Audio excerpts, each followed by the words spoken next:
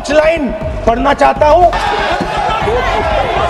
हुई ही नहीं, स्वयं कह रहे कि पुस्तक प्रकाशित नहीं हुई। मैंने अपना काम कर दिया है, किताब लिख दी, बाकी जो होगा सो होगा।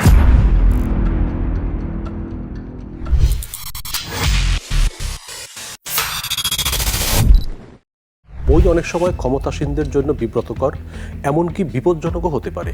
অপতথ্য বা মিথ্যা তথ্য সংবলিত বইয়ের কথা বলছি না, এগুলো গার্বেজ। আমরা তেমন বইয়ের কথা বলছি যেটি প্রকৃত কর্তৃত্ব সম্পন্ন বিশেষজ্ঞ অথবা দায়িত্ববান লেখকের কলমে রচিত, যে বর্ণনা বা ঘটনার সাথে লেখকের বাস্তব সংশ্লিষ্টতা ছিল বা আছে। এমন বই কখনো হয়ে উঠতে পারে ধ্বংসাত্মক ক্ষেপণাস্ত্র, বিশেষ করে তাদের জন্য যারা অসত্যের ইট গেঁথে প্রতিপত্তি ও ক্ষমতার প্রাসাদ তৈরি করেন। আমরা কথা বলছি সম্প্রতি দিল্লির সংসদ ভবনে মহা হট্টগোল ফেলে দেওয়া একটি বই প্রসঙ্গে।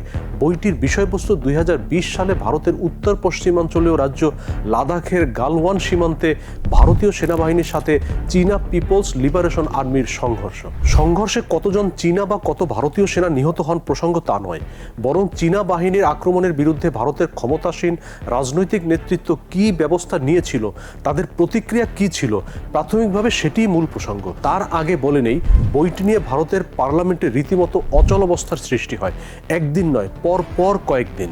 ঘটনার সূত্রপাত গত 2 ফেব্রুয়ারি। এদিন ভারতীয় পার্লামেন্টের বিরোধী দলীয় নেতা রাহুল গান্ধী হাউজে একটি ধন্যবাদ প্রস্তাবের উপর আলোচনা সূত্রে সরকার, বিশেষত প্রধানমন্ত্রী নরেন্দ্র মোদীর সমালোচনা করেন।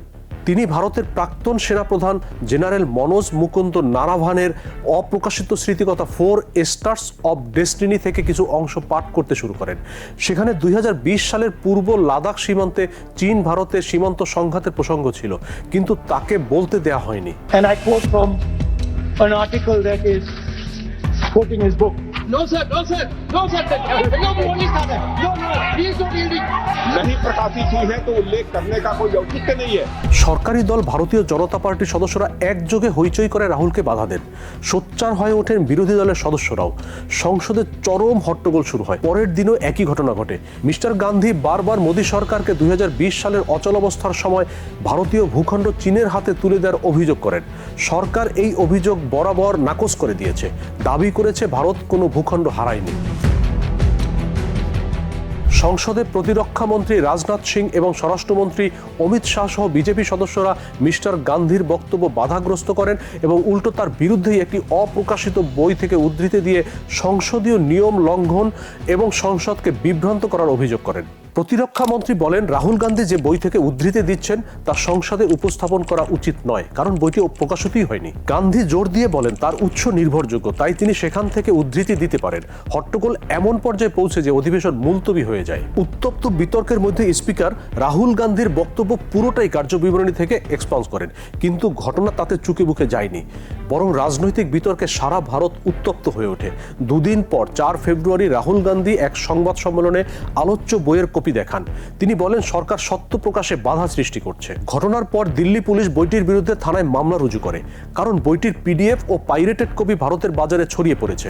সরকার পেঙ্গুইন ইন্ডিয়া প্রকাশনা সংস্থাকে ঝুলিয়ে রাখলেও তাতে কাজ হয়নি। এমন পরিস্থিতিতে জেনারেল নারাভানে বিবৃতি দিতে বাধ্য হন যে বইটি প্রকাশ করা হয়নি। পেঙ্গুইন ইন্ডিয়াও একাধিকবার বিবৃতি দিয়ে বলেছে তারা বইটি প্রকাশ করেনি। মিস্টার গান্ধী জেনারেল এম নারাভানের বইয়ের উদ্ধৃতি দিয়ে অভিযোগ করেন, গুরুতর সংঘর্ষের সময় স্পষ্ট ও তাৎক্ষণিক আদেশ দিতে আমাদের প্রধানমন্ত্রী অক্ষম। তিনি বলেন সংকট ব্যবস্থাপনায় সরকারের ব্যর্থতার কথা ভারতবাসী যেন জানতে না পারে, সেজন্যই বইটি প্রকাশ করতে দেওয়া হচ্ছে না। জেনারেল এম নারাভানের 2019 সালের ডিসেম্বর থেকে 2022 সালের এপ্রিল পর্যন্ত ভারতের সেনাপ্রধান ছিলেন। 4 স্টার্স অব ডেস্টিনি তার স্মৃতিকথা। বইটিতে নারাভানে লিখেছেন, ভারতীয় সেনাবাহিনীর উত্তরাঞ্চলীয় কমান্ডের প্রধান lieutenant general Yogesh Joshi 31 August 2020 রাত 8:15টার দিকে ফোন কল পান। তিনি যে তথ্য পান তা তাকে আতঙ্কিত করে তোলে। পদাতিক বাহিনীর সহায়তায় 4টি চীনা ট্যাঙ্ক পূর্ব লাদাখের রেচিনলার দিকে খাড়া পাহাড়ি পথ বেয়ে এগিয়ে আসতে শুরু করেছে। যোশী সেনাপ্রধান জেনারেল মনোজ মুকুন্দ নারাভানেকে এই গতিবিধির কথা জানান, যিনি তাৎক্ষণিকভাবে পরিস্থিতির ভয়াবহতা বুঝতে পারেন। ট্যাঙ্কগুলো কৈলাস রেঞ্জের ভারতীয় অবস্থান থেকে কয়েকশো মিটার দূরে ছিল, যে কৌশলগত উচ্চভূমিটি ভারতীয় বাহিনী কয়েক ঘন্টা আগে চীনের পিপলস লিবারেশন আর্মির সাথে বিপজ্জনক প্রতিযোগিতায় দখল করেছিল। ভারতীয় সৈন্যরা এক ধরনের আলো জ্বালানো গুলি বা ফ্লেয়ার গানের গুলি ছোড়ে, যা ছিল সতর্কীকরণ। এতে কিছুই হয়নি। চীনারা এগিয়ে আসতে থাকে ভারতের রাজনৈতিক ও সামরিক প্রতিষ্ঠানের নেতাদের, যার মধ্যে প্রতিরক্ষা মন্ত্রী রাজনাথ সিং, ভারতীয় নিরাপত্তা উপদেষ্টা অজিত দোভাল, প্রতিরক্ষা প্রধান জেনারেল বিপিন রাওয়াত এবং পররাষ্ট্রমন্ত্রী এস জয়শঙ্কর সহ অনেককে পাগলের মতো ফোন করতে শুরু করি। প্রত্যেকের কাছে আমার প্রশ্ন ছিল, আমার প্রতি আদেশ কি? নারাভানে লিখেছেন, পরিস্থিতির দ্রুত ও নাটকীয় অবনতি হচ্ছিল এবং স্পষ্ট নির্দেশনার প্রয়োজন ছিল।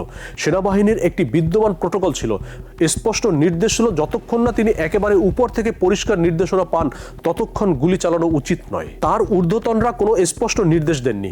ঘড়ির কাঁটায় প্রতিটি মিনিট টিক টিক করে বয়ে যাচ্ছিল। রাত 9:10 জোশী আবার ফোন করেন। চীনা ট্যাঙ্কগুলো এগিয়ে আসতে থাকে এবং এখন গিরিপথ থেকে 1 কিলোমিটারেরও কম দূরে রয়েছে। রাত 9:25 নারাভানে আবার রাজনাথকে ফোন করেন। স্পষ্ট নির্দেশনার জন্য কেউ ফোন ধরেনি। পাকিস্তান বা বাংলাদেশের ক্ষেত্রে ভারতীয় নেতাদের হম্বিতম্বি সবারই জানা। 24-এর রাজনৈতিক পট পরিবর্তনের পর বাংলাদেশের মতো একটি দেশের বিরুদ্ধে বিশেষ করে প্রতিরক্ষা মন্ত্রী রাজনাথ সিং এর আগ্রাসী বক্তব্য ও কর্মকাণ্ড আমরা দেখেছি। পাকিস্তানের বিরুদ্ধে কথায় কথায় কথাযুদ্ধ চাপিয়ে দেওয়ার বিপুল পরাক্রম গত বছর মে মাসে কিভাবে চুপসে গেল সেটিও গোটা বিশ্ব দেখেছে। কিন্তু চীনের বেলায় 56 ইঞ্চির সিনাজুরি যে আগে থেকে ফুটো বেলুন, সেটি ফাঁস করে দিয়েছেন জেনারেল নারাভানে। একজন মুসলিম পাঠকের মন্তব্য, ভারতীয় সেনাবাহিনী এবং মোদী সরকারের মধ্যে সংঘাত ঘটেছে সম্পূর্ণ অবিশ্বাস্যতার উপর ভিত্তি করে। এই প্রথমবারের মতো বিজেপি সরকার ভারতের প্রাক্তন সেনাপ্রধানের বিরুদ্ধে এফআইআর দায়ের করেছে। ভারতীয় সেনাবাহিনীর একজনও বিজেপি সরকারের পাশে দাঁড়াবে না। দেশে গুরুতর এবং ভয়াবহ পরিস্থিতি তৈরি হয়েছে, যার ফলে বেসামরিক সরকারের সাথে বিপর্যয় ছাড়া আর কিছুই হতে পারে না। এর ফলে মোদী সরকারের পতনও হতে পারে। মোস্তাফিজুর রহমান, নয়া দিগন্ত।